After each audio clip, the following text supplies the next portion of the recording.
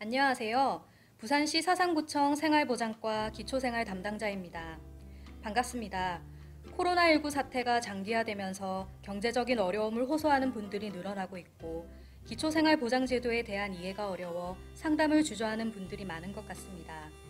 그런 분들에게 조금이나마 도움을 드리고자 이렇게 유튜브를 통해 인사드리게 되었습니다. 어려움에 처한 분들이 보다 쉽게 기초생활보장제도에 대해 이해할 수 있도록 총 3편으로 안내해 드리겠습니다. 우선 본 영상은 참고용이며 법적 책임이 없음을 알려드립니다.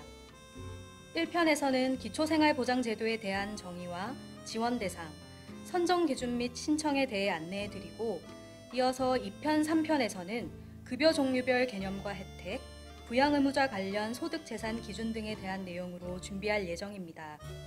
3편을 모두 보시면 틀림없이 많은 도움이 될 것이라고 확신합니다. 자, 그럼 본격적으로 제1탄을 시작하겠습니다.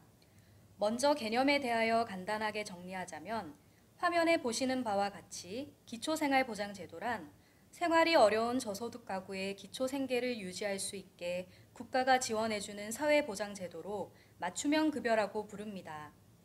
맞춤형 급여는 소득 기준에 따라 해당 가구를 선정하여 보다 많은 사람들에게 필요한 복지 혜택을 지원해주고자 하는 사회복지 서비스입니다. 맞춤형 급여 종류에는 생계, 의료, 주거, 교육급여가 있습니다. 먼저 생계급여는 최소한의 생활을 할 수 있도록 최저생활비를 국가가 지원해주는 급여입니다. 의료급여는 병원 진료 등 의료비를 지원해주는 급여입니다. 주거급여는 월세 지원, 전세보증금 지원 등 주거생활에 지원하는 급여입니다. 교육급여는 초등학교에서 고등학교 졸업식까지 학비나 학용품비 등을 지원해주는 급여입니다. 대학생은 대상에서 제외됩니다. 각 급여 종류별로 좀 더 자세한 내용은 2탄에서 안내해드리겠습니다. 다음은 지원 대상에 대해 말씀드리겠습니다. 근로능력 여부 및 연령 등에 상관없이 국가의 보장을 필요로 하는 급여 종류별 최저 보장 수준 이하의 모든 가구, 가구 단위의 보장을 기본으로 하고 필요한 경우 개인 단위 보장도 가능하며 수급권자 가구의 소득 인정액이 급여 종류별 수급자 선정 기준 이하인 경우입니다. 보장시설 수급자는 별도의 급여 기준에 따라 지급됩니다. 다음은 기초생활수급자 선정 기준에 대해 말씀드리겠습니다. 선정 기준을 말하기에 앞서 기준 중위소득에 대하여 알아보겠습니다. 기준 중위소득이란 보건복지부 장관이 급여의 기준 등에 활용하기 위하여 중앙생활보장위원회에 심의 의결을 거쳐 고시하는 국민가구소득의 중위값을 말합니다. 기준 중위소득 결정의 의의로는 그간 수급자 선정 기준으로 활용되어 온 최저생계비를 국민가구소득의 중위값으로 개편하여 상대적 빈곤 개념을 도입했다는 것입니다. 2021년 기준 중위소득은 표를 참고하시면 되겠습니다. 자, 그럼 맞춤형 급여 선정 기준을 말씀드리겠습니다. 생계급여 선정 기준은 기준 중위소득 30% 이하, 의료급여는 기준 중위소득 40% 이하, 주거급여는 기준 중위소득 45% 이하, 교육급여는 기준 중위소득 50% 이하입니다. 급여 종류별 소득 인정액은 선정 기준표를 참고하시면 되겠습니다. 그러면 소득 인정액이 뭐지라고 궁금하시죠?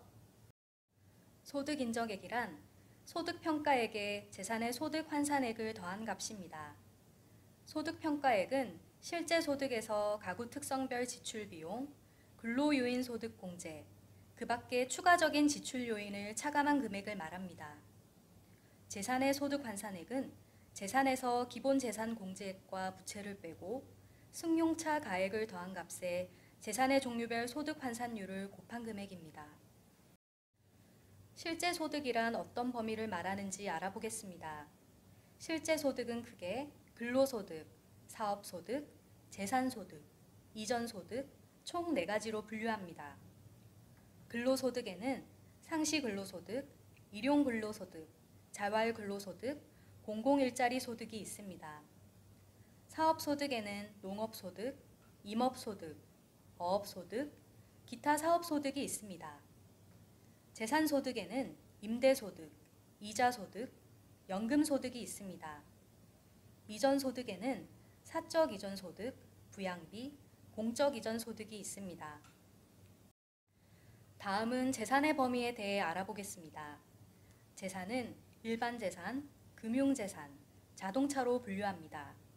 일반 재산에는 주거용 재산, 토지, 건축물 및 주택, 선박, 항공기, 어업권, 임목재산, 회원권, 임차보증금, 조합입주권, 분양권 등이 있습니다.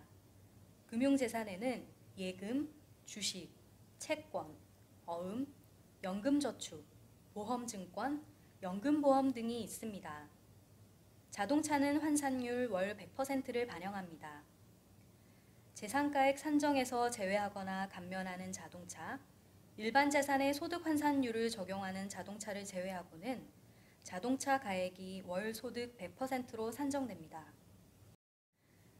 부채 범위는 금융기관 대출금, 신용카드 연체금, 임대보증금이 포함됩니다.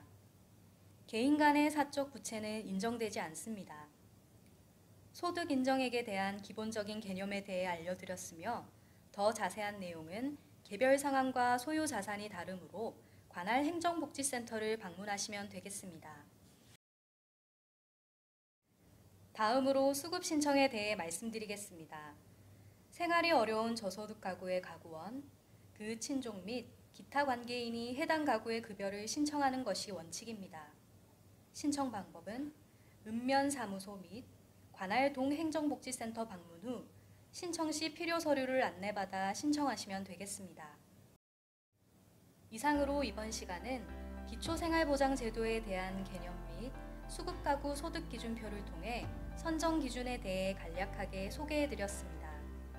다음 시간에는 부양의무자 소득기준 및 맞춤형 급여 종류별로 어떤 혜택이 있는지 더 자세한 내용으로 찾아뵙겠습니다. 유익한 시간이 되셨나요? 도움이 되셨다면 좋아요, 구독 꼭꼭 눌러주시길 부탁드립니다. 지금까지 그것이 알고 싶다 기초생활보장제도 제1탄이었습니다. 시청해주셔서 감사합니다.